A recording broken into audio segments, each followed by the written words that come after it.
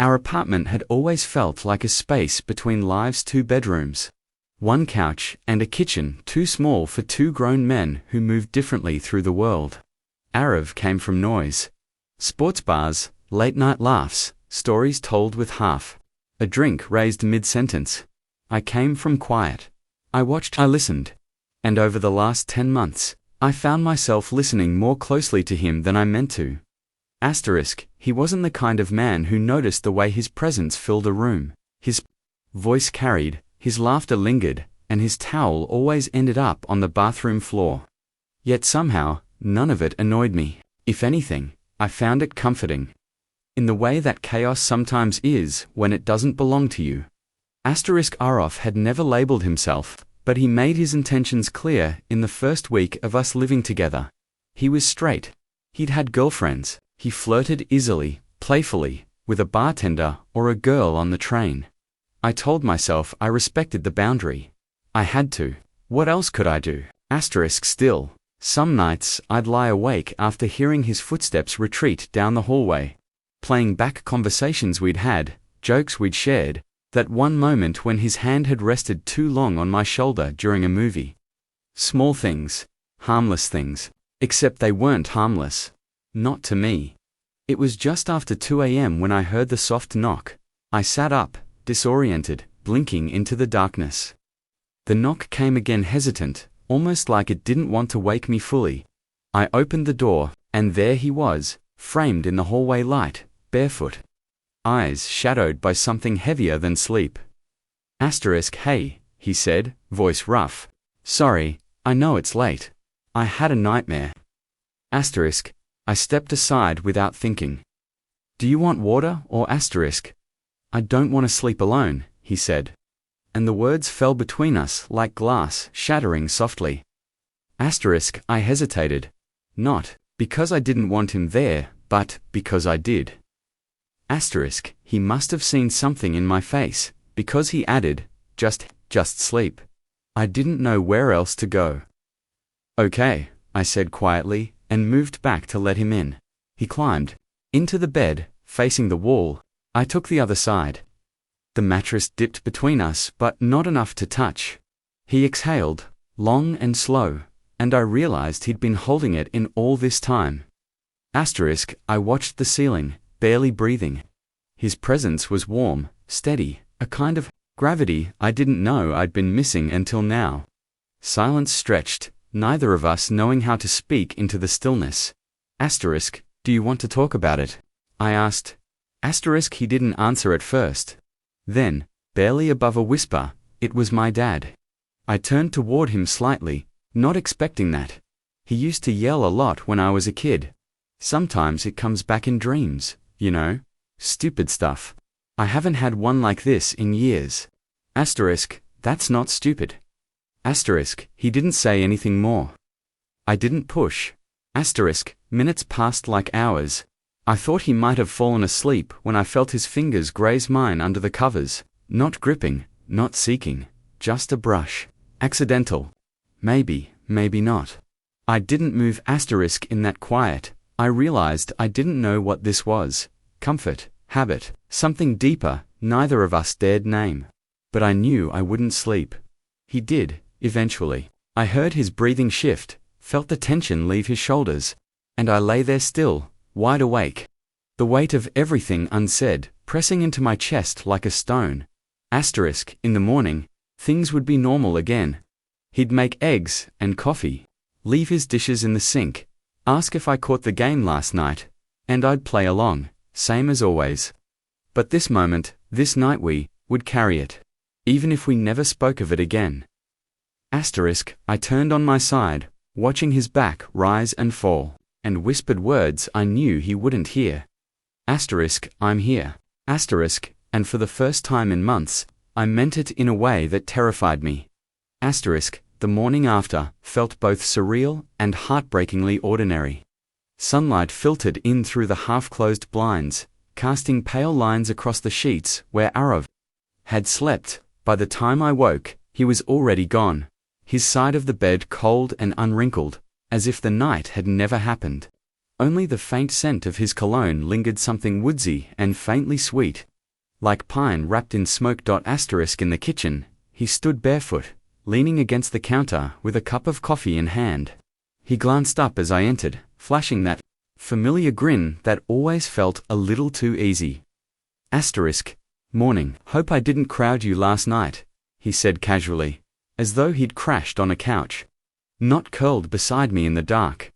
Asterisk, you didn't, I replied, trying to match his tone, but mine came out quieter, more uncertain. Asterisk, thanks for not making it weird. Asterisk, I nodded, forcing a smile that didn't quite reach my eyes. It's not weird, asterisk, but it was. Not because of what happened, but because of what it stirred in me. That soft touch under the covers, the breath we'd shared, the way he'd trusted me with something raw had all rooted itself somewhere deeper than I wanted to admit. Still, I said nothing. We went about our morning like roommates do. He made eggs, I cleaned up, and by noon we were two separate lives again. But things didn't go back to normal. That night, Arav sat closer than usual on the couch while we watched a show neither of us followed. Our arms brushed once, then again, and neither of us moved away. His presence was magnetic, and my body betrayed me. Leaning into every moment like a flower toward the sun. Asterisk, he started talking more about old memories, bad dreams, how he'd never really had a best friend. I guess you are, though, he said. Once, half smiling. Asterisk, I wanted to ask what that meant, but the words stuck to the roof of my mouth like honey. Asterisk, over the next week, the space between us kept shrinking. He'd find small excuses to touch me, patting my knee when he laughed, nudging my arm when I teased him. Once, while cooking, he stood behind me, reaching for something overhead, his chest brushing my back. I froze, heat flaring across my skin. Asterisk, sorry, he murmured, but didn't step away right away. Asterisk, every moment became a test. Every look felt longer. And I started to wonder if he felt it too, this slow, electric unraveling between us. Then came the second night. I was reading in bed when he knocked again.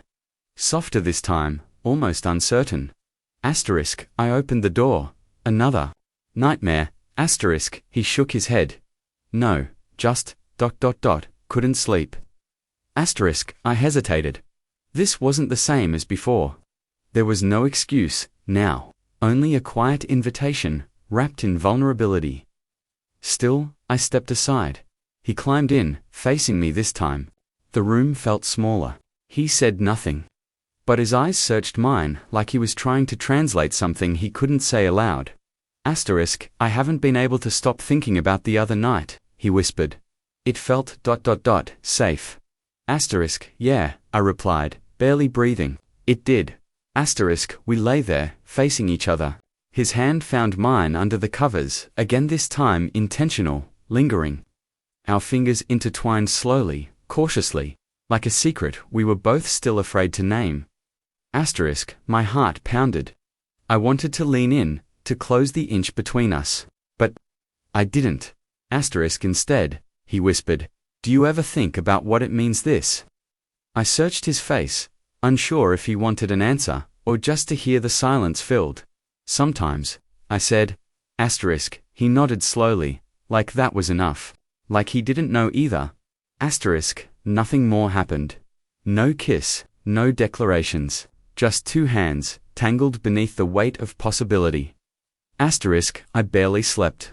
But when I did, I dreamed of him, his breath against my cheek, the warmth of his palm in mine, and the ache of something just out of reach. Asterisk, in the morning, he was still there, eyes closed, breathing steady.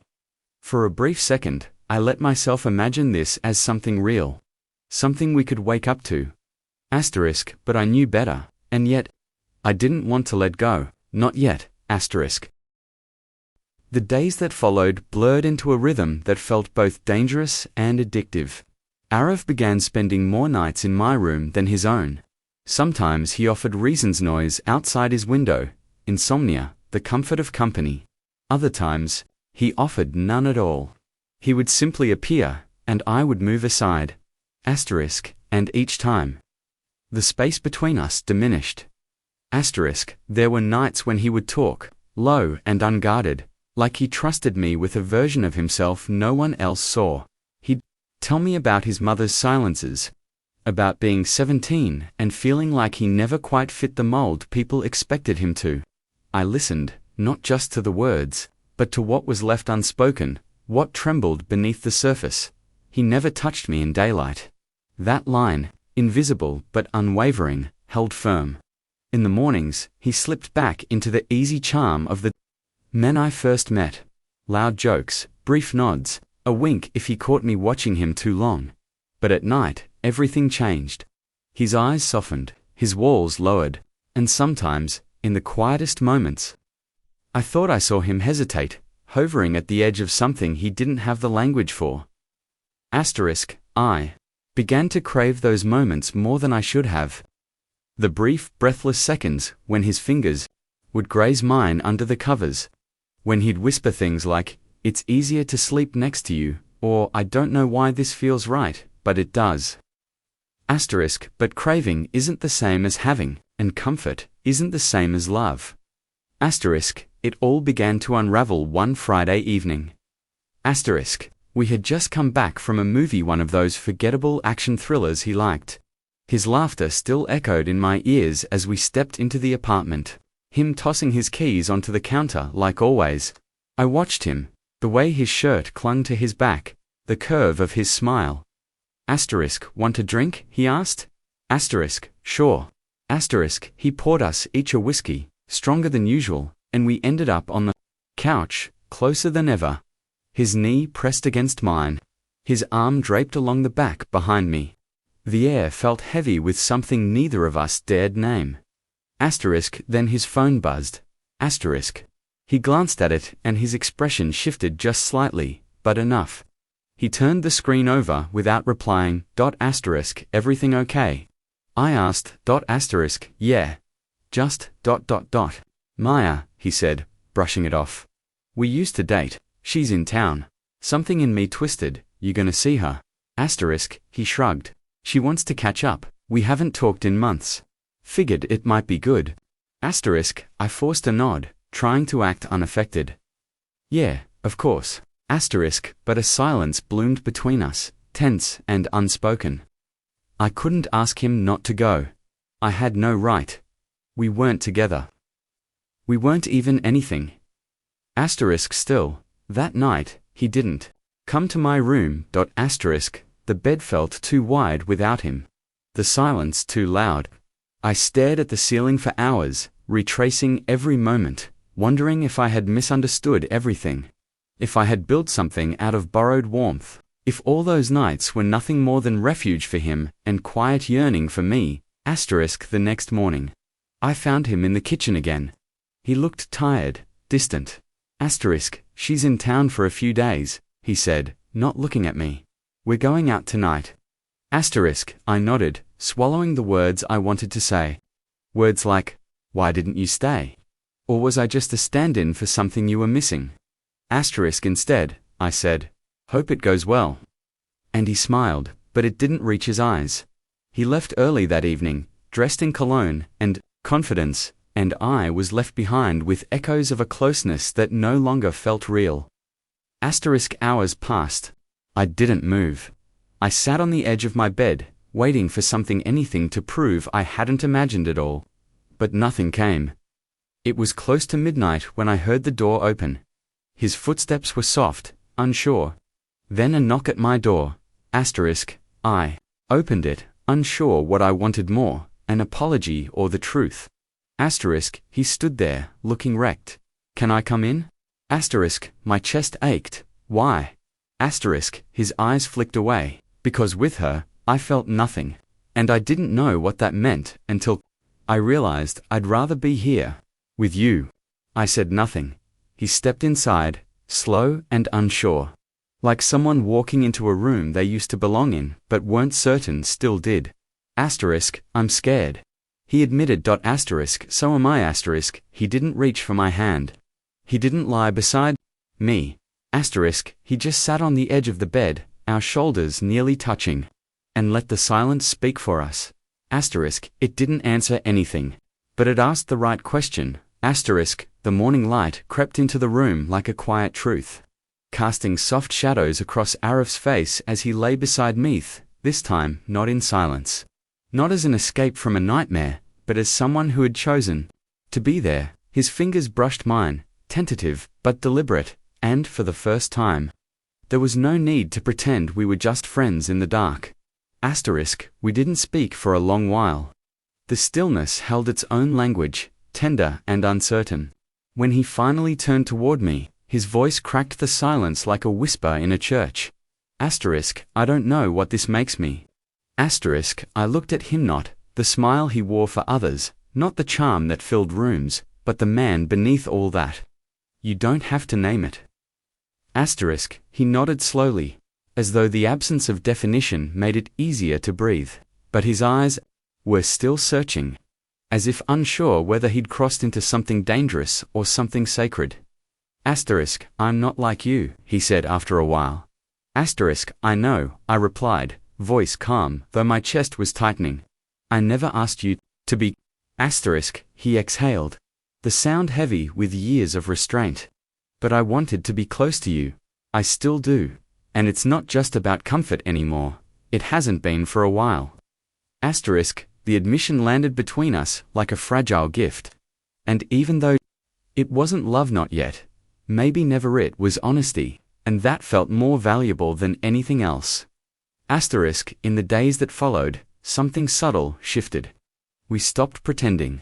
He still kept his distance in public, but at home, in our quiet little apartment, he allowed closeness to exist without excuse. We cooked together more, lingered on the couch longer. His hand found mine without hesitation. His laughter softened. His gaze lingered. Asterisk, but closeness, I soon realized, has its limits when built on blurred boundaries. It happened on a Tuesday. He had stayed out late, no explanation, no text. When he came back, his shirt was wrinkled and he smelled faintly of perfume that wasn't mine. I didn't ask. I didn't want to hear the answer. But silence can scream louder than truth. Asterisk, he dropped his keys into the bowl and paused. Sensing the weight in the room, asterisk, you okay? He asked, voice neutral. Asterisk, yeah, I said, forcing a nod. Just tired. Asterisk, he hesitated, then walked past me, the distance between us suddenly cavernous. Asterisk, later that night, I heard his knock again. But it didn't sound the same. It didn't ask for comfort, it asked for forgiveness. Asterisk, I made a mistake, he said, standing at the threshold of my room like a confession. Asterisk, with her? I asked, already knowing. Asterisk, he nodded, shame coloring his features. I thought it didn't matter that I could separate things, but I was wrong. Asterisk, you don't owe me anything, Arif. Asterisk, that's not true, he said, stepping inside. I owe you honesty. And I haven't given you that. Asterisk, I looked at him, at the conflict unraveling in his eyes. Why are you here now? Asterisk, because when I'm with her, it feels like I'm trying to remember a version of myself that doesn't exist anymore. But with you, I don't have to try, I just am. The words were soft but struck hard. I need time, I said, voice barely above a whisper, to figure out if this, whatever this is, can survive being a second choice. Asterisk, he nodded, visibly pained but accepting. I'll give you that, as much as you need. Asterisk, the days that followed were quiet. He respected my space, didn't push. But I could feel his presence like a shadow waiting, watching, hoping. Asterisk, one evening, I found a note on my pillow. No dramatics, just his handwriting, plain and sincere. Asterisk, I don't know what I'm doing, but I know who I want to be doing it with, and that's you, always was. Maybe always will be. Asterisk, I sat with that note for hours, rereading every word. It wasn't a promise. It wasn't a plea. It was a truth, messy, incomplete, and real. Asterisk, that night, I knocked on his door for the first time. Asterisk, he opened it like he'd been holding his breath. Asterisk, I'm not asking you to define anything, I said. But if we keep doing this, it has to come from honesty, not confusion, not loneliness. Asterisk, his eyes shimmered with something close to relief.